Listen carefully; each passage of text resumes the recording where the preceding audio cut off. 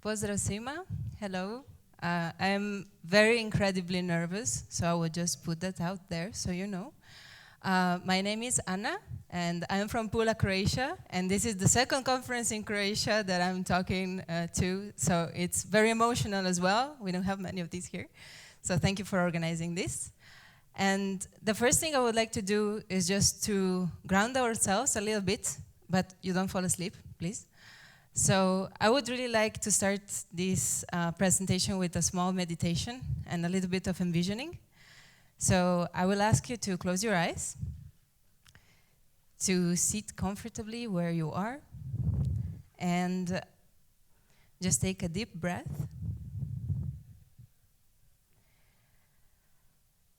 And try to feel the chair underneath you, your feet on the floor,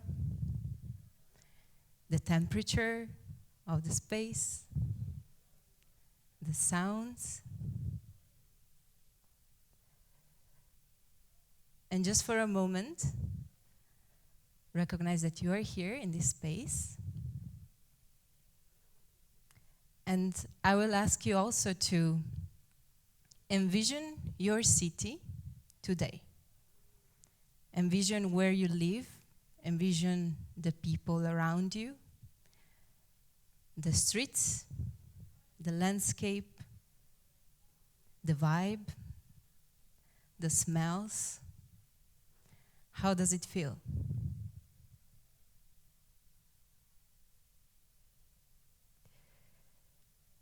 And one last thing, I will ask you to envision your city in 50 years. How will it look like if we keep living as we do right now? And if we keep doing all the things that we are doing as a society right now?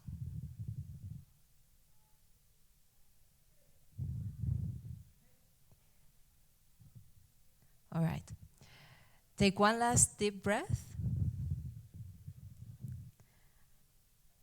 And we can slowly open our eyes and we can start with the presentation. So today I'm going to talk about regenerating the earth and specifically bring you also a use case of ReFi Local Nodes around the world. And hopefully this will be inspiring and will inspire you to take action in the city so you can build the future that you want to have in these 50 years that we just envisioned.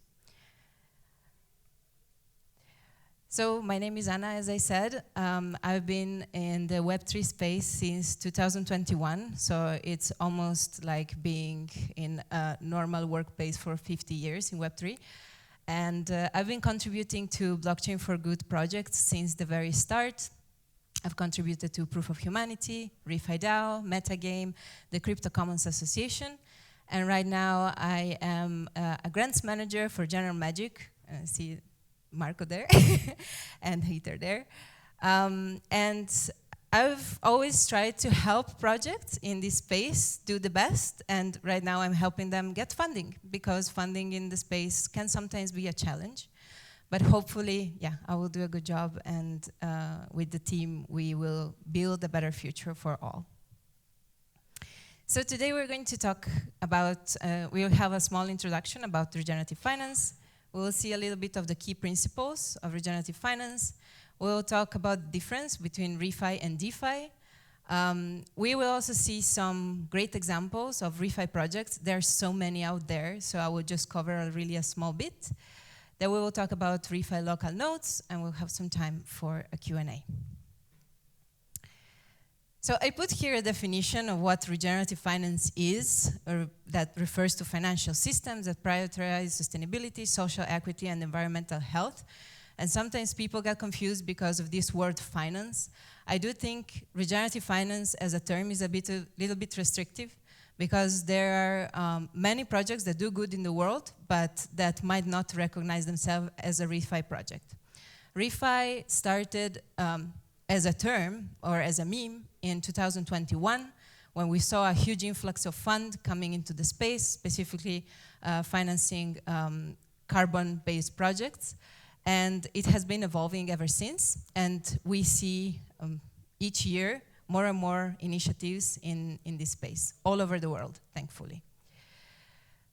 So as I said before, there are key principles, the 3 key principles of regenerative finance being sustainability, doing good for the earth, so we are hopefully here in 100 or 200 years, inclusivity, because we want to include the indigenous stewards, we want to include the marginalized communities that right now are maybe not taken into consideration into the systems we are building, and resilience. We live in a world that changes every day, that undergoes a lot of difficulties.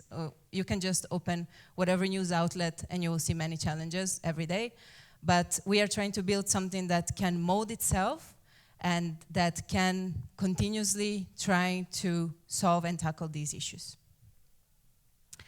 So I will not talk about DeFi because people here, well, probably know what DeFi is, but I will be talking a little bit more about ReFi, focusing on creating sustainable and equitable financial systems, prioritizing the environmental health and our earth, and also the people that live here, but also all the other species around us, and funding for projects that promote to regenerate and long-term sustainability.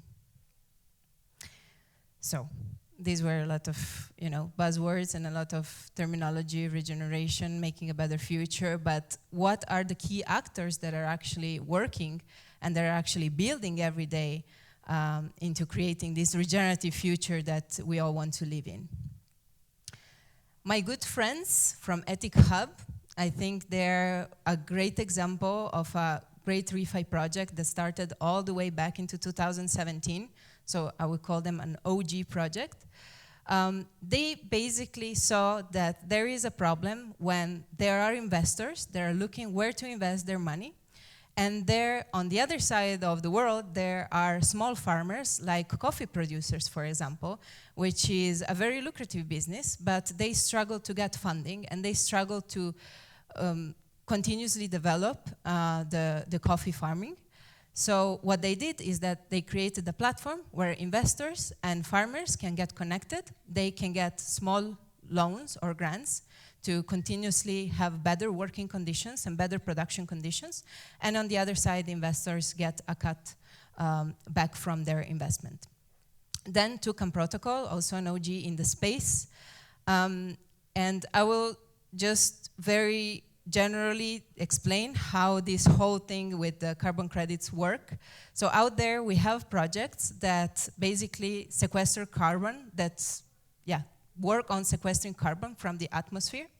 And then we have standards like Vera that basically verifies that these carbon credits were actually sequestered. What they do then, these credits are then sold over the counter. But Toucan Protocol recognized that this is very limiting, so why not put it on the blockchain? So what they do is they bring carbon credits on the blockchain, so in this way they are more liquid and they can get traded better and be available for a wider market without boundaries, thanks to Web3. Then we have also friends and also OGs from Regen Network. They are doing an incredible job in fostering and incentivizing and also measuring the impact of projects around the world. If you go to their website, it's very nice. You will see a wide array of projects everywhere that are working on air, soil, and water, and many other social initiatives, and they reward these actions. And then I have a project very dear to my heart that was founded by my partner, which is Urbanica. Urbanica is an urban commons academy, as we really like to define it. And what Urbanica does is it tackles the problem of coordination in neighborhoods. So we live in Mexico, and I always like to tell this small story of how Urbanica started back in 2015. So imagine you live in a neighborhood, but you don't have common spaces where you meet your neighbors. So you don't know each other, you don't know anyone that lives around you. And then one day, a truck comes, and this truck moves the whole everything that it's in a house away, and it takes it away. So a person comes back to their house and they don't have a television, they don't have anything in their house. What happened? Somebody came, moved out their house, and nobody realized because nobody knew their neighbors. They didn't have common spaces where to meet each other. So the first iteration of Urbanica was a water purification project, because in Mexico you cannot drink tap water. We are very blessed in Croatia. And a huge cut of the profit from selling water was going to public goods. So they were building bus stops, they were cleaning parks, they were doing activities like dancing and playing the guitar, and people started to meet each other. So the crime rate in that neighborhood in 6 months decreased by 80%. Just because people knew each other, they were looking out for each other. So there were no more moving trucks that would come and just stole the whole house. And what Urbanica is doing now is basically we are teaching people, educating people on Web3 and decision-making and governance, because we want to make the participatory budgeting really participatory, so people in neighborhoods can make the decision on where to spend this fee that in Mexico everybody has to pay. When you live in a neighborhood, you pay a fee to make a neighborhood better. What happens most of the time, the administrators of these budgets just take the money and the money disappears. But through this course, we are building a platform where people will be able to vote, where people will be able to stake, where people will be able to actually produce also things in their neighborhood, like, for example, compost. So this is an impact that Urbanica is doing in neighborhoods and tackling this problem. And hopefully the idea is to have DAOified cities once we have enough neighborhoods in a city that work through this system. Then there is Impact Market and Glow Dollar. They are both tackling extreme poverty. Impact Market is giving microcredits. And one great thing is basically that people also get a UBI. And it's a great project because it found a way to destroy the boundaries of Web3, because most people, well, if you go to Africa or if you go to any other place where, people live beyond below the poverty line, what happens is you cannot tell them, just download MetaMask and we will send you some funds. It doesn't really work like that. People don't have a laptop, people don't really have a phone either. So they found a way to send a UBI through text messages, and it's very effective. So now you have people that can at least eat because of Impact Market.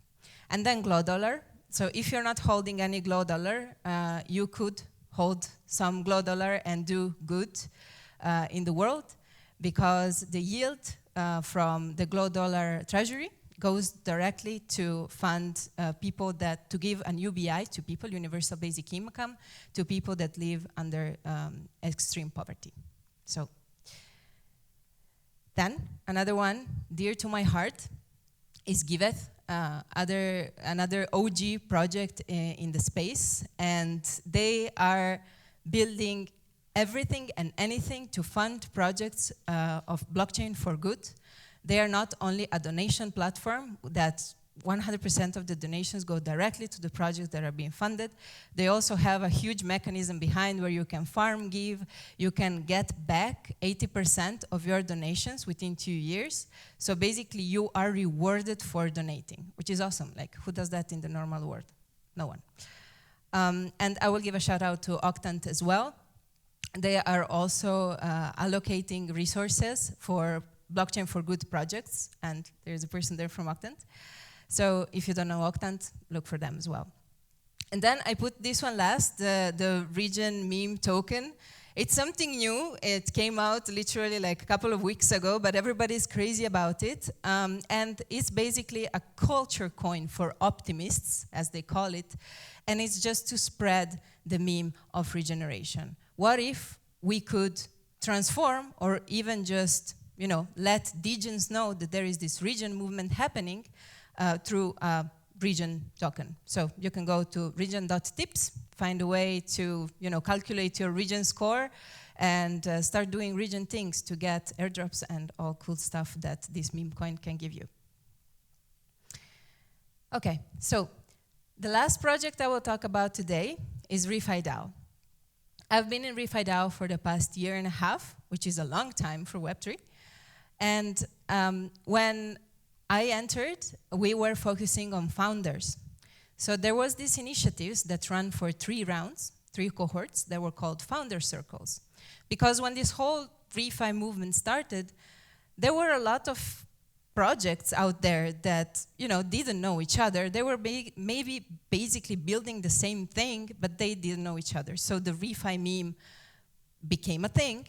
And then there was this problem of how do we connect these founders so they can start to talk each other and make meaningful connections.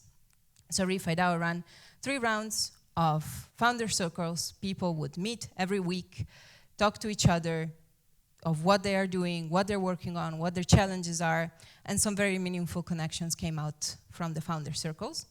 But then we were like, yes, like we are connecting founders online, they're all chilling together, they're building online, but what about real impact on the earth where the problems are? I mean, we cannot really tell local communities what their problem is and how to solve it. It doesn't work like this. It has to be a bottom-up thing. So John Ellison and Daryl Edwards, they came up with this idea of ReFi Local Nodes. And ReFi Local Nodes are local startup communities to regenerate the earth, which sounds grandiose, but it's actually very cool because we ran it for 2 cohorts. The last cohort just ended. And it's an 8-week program where we welcome founders from different cities around the world. And we saw so many projects coming from Latin America and Africa and Asia and Europe and everywhere in the world, I would say. And they would spend this 8 weeks with us. And we would try to teach them at least what we know on how to organize themselves as founders, but the real work they're doing is on the ground. So this is basically everything I already told you. The focal point was on learning, experimentation, and application on different ReFi tools.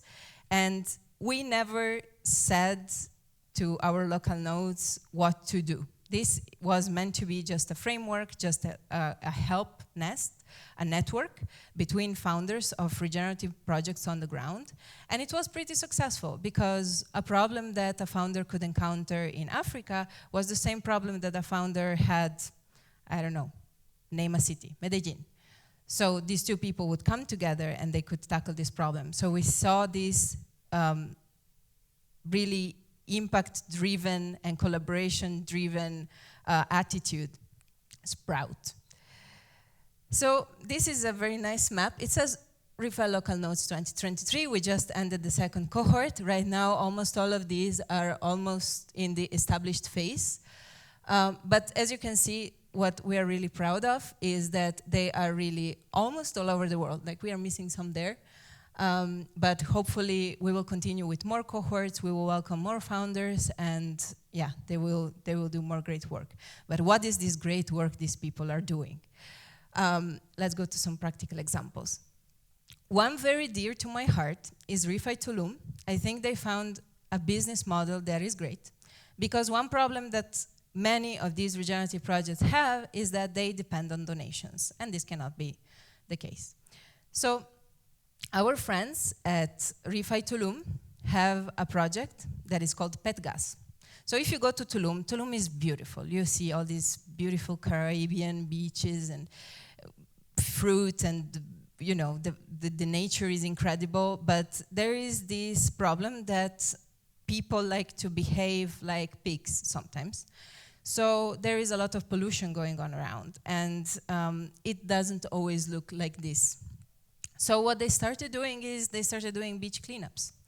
Okay, that's cool. That's a really nice action that people take time from their day to do cleanups, but they started rewarding them with a token, and then they could exchange this token for a festival entrance, music festival entrance. Well, now we are talking, it's a good reward.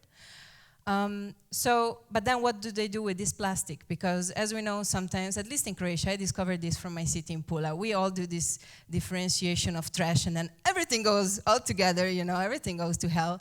And so what did they do with this plastic? Well, they have a machine, and this machine transforms plastic that is non-recyclable into diesel, into fuel. And they sell this fuel, and they get funds, and they can, again, reward people for doing an action like a beach cleanup.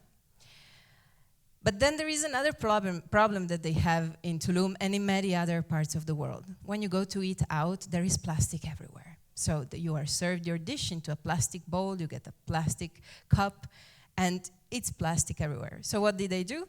They built a network of restaurants where they basically go there, they take their plastic, they take their trash, they transform it in diesel, and they reward the restaurants who are part of the network.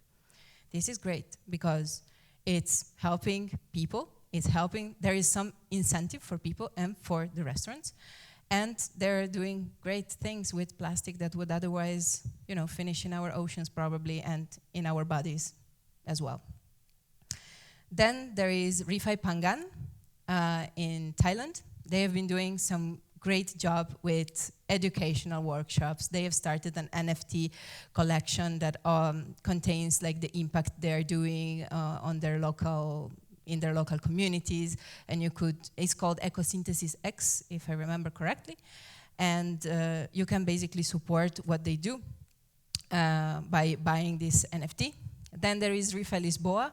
ReFi Lisboa was more focused on awareness and on building these very nice events, as you can see from the pictures, where people would come together. It was very wholesome, and they would also talk about Web3 and about impact. And I think they really built a great environment for these impact-based events, where people would then go and build their own project with what they, you know, what they create and what they envisioned into these conferences.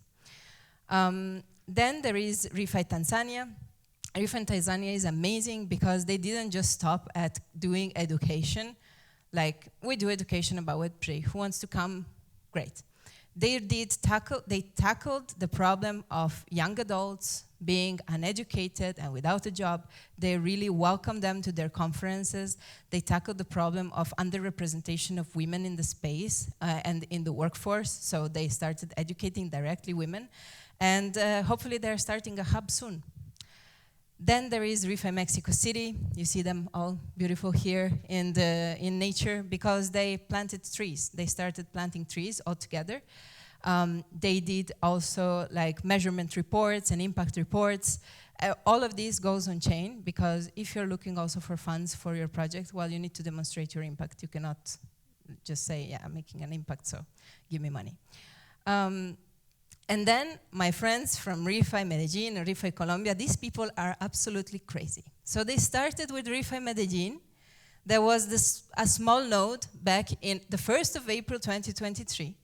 Now they have 6 nodes in Colombia. So they wanted to, you know, they created this movement that is called ReFi Colombia because they have ReFi Atlántico, ReFi Bogotá, ReFi Cartagena, ReFi Medellin, and many more. I don't know what they're even, like they are building so many of these. And each one of them is doing something different. But then there is a problem when you go to Latin America sometimes. You try to hide from the government what you're doing because you don't know how the government will, you know, behave if they know you're working with crypto. So they did an event with the army. So they welcomed the army for Christmas. They did a conference with the army, and you can see all of these, you know, military people with their hats, and they're taking pictures with ReFi Medellin, and now they're forming this very strong bond where they are demonstrating to the army and to the government how great is it to educate people on Web3. They do also microcredits, they do education, they do cleanups, they do whatever you can think of. You can go to refimedellin.org and you can find out more about what they do. And I have 5 minutes left for some questions, if there are. And hopefully this was helpful and you will dig more into ReFi. Thank you.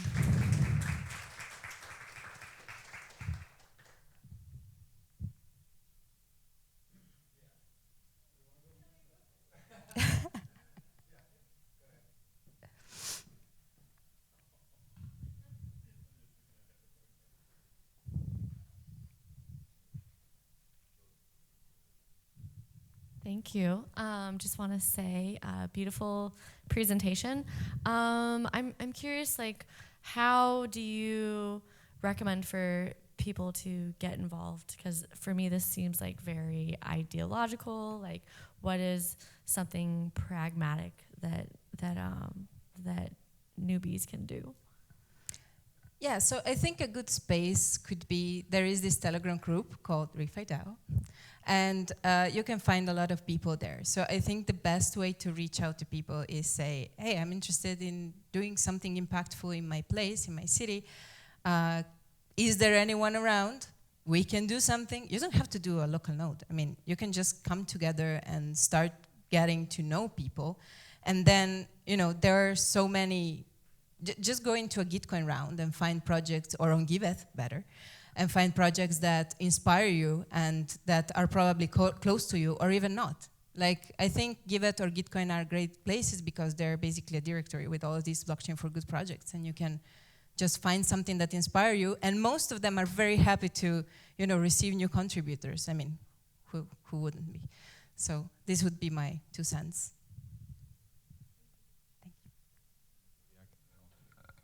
One, two, works. You mentioned impact metrics. So how do you do those impact metrics? Yeah. That's #1 question. And then like just briefly, really briefly, and then how do you get funding based on those impact metrics? Like, where do you get that funding? How much? How do you approach that?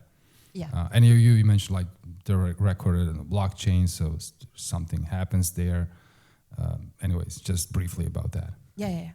Yeah, so first of all, I'm not a professional in impact metrics, but I think a good example would be if somebody's doing a reforestation project, what they will do is basically measure the health of the soil. There are specific measurement devices that they use, drones, for example. And then when the planting is done, of course, they need to be checking if those plants survive, because it can be the case that they will just die. So there will be periodical checks on the status of the tree that was planted. And then when it comes to a point that, this tree survived, so we did something, basically you see the change of before the reforestation, after the reforestation, this was the impact that was done. Then we can put this difference that was recorded on the blockchain, basically record the data on the blockchain. There are people that do it through NFTs. There are people that do it through impact certificates. These are the two I'm thinking about. And then there is actually a great project that I don't remember the name of, where you can put all of these proof of impact on chain. And then when you apply, for example, on a Gitcoin round, that is impact certificates, yes, exactly. They will ask you about that. Yes, it's Karma Gap, yeah. Thank you, Dan. Karma Gap is a good one for that purpose. And it was a requirement for the climate round in Gitcoin last time. So it's to incentivize more and more projects, because you can say, I planted 10,000 trees, but if in 2 days those trees are dead, I mean, you didn't do really much, unfortunately. So. I know we're running out of time, but just last question. How much do you expect to get funding from the government? I don't, to be honest. It's just a too lengthy process. It demotivates the hell out of you. So I would go with Web3, always.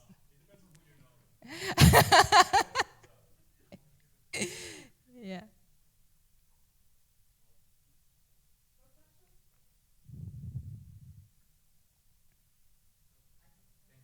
That's okay. Thank you. I have a question, if that's okay. Oh, sorry. Yeah, we have time still. As someone of the younger spectrum in the audience, what do you think the power of social media lies in the informing of the ReFi projects in the transgeneration communities across the world? In the what? Sorry, can you repeat the last part? What do you think is the power of social media in informing people in transgeneration communities across the world about the ReFi projects that are ongoing currently? Yeah, I think yeah, I think it's very important, and I think the last one I shared, the region token, the region meme that is coming around, is doing a great job about it, because they are welcoming anyone to join the movement. Because when you hear region sometimes, and when you hear region on LinkedIn and you don't know what the hell is that, then it's also a point of using the right language for the right platform you're talking to or you're using to spread the word. So I would say it is very important. I don't know if I understood correctly your question. I hope I did. Yeah.